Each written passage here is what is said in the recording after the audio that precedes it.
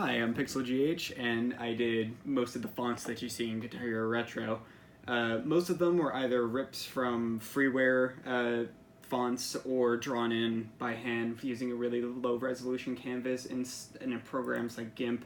But GIMP doesn't really have a lot of features when it comes to specifically BMP images, which is what most PS2 games use to add transparency.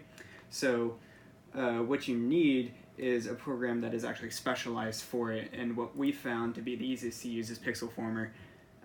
You can automatically convert the BMP images that are ripped from the game itself to PNGs, and edit the PNGs,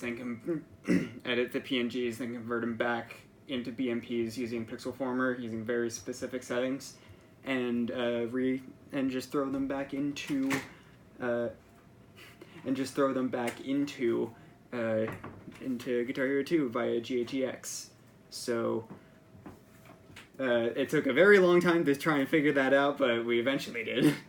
There's Skylar over there. Skylar did friggin' nothing. Literally. So I did almost every single font. This is one that Steven did. Don't know why he decided, you know what, let's pull up this one. Well, like those aren't the I think those are the original fonts. Well, yeah. They're changed in game, which I'll put like a display showing like which ones are different and like post. But it gets the point across on like where everything is and stuff like that. Oh yeah, here's one. I replaced the font, what is it called, Dying Marker, with an italics Times New Roman, because that's a very vaporwavy font. And that was the one we used for the select songs menu, which worked out very well. Worked out very well. You have few of them actually.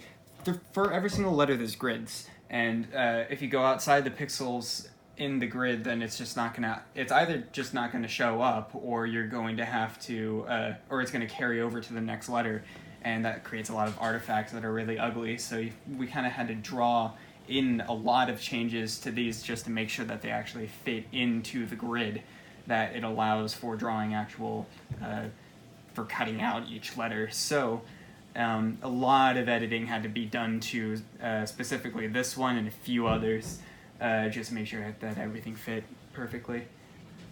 None of them are exactly perfect, but it was about as close as we could possibly get without trying to, redraw the entire letter.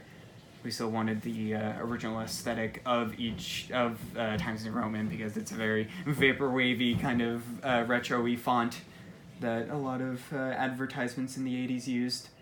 So, yep, that's good.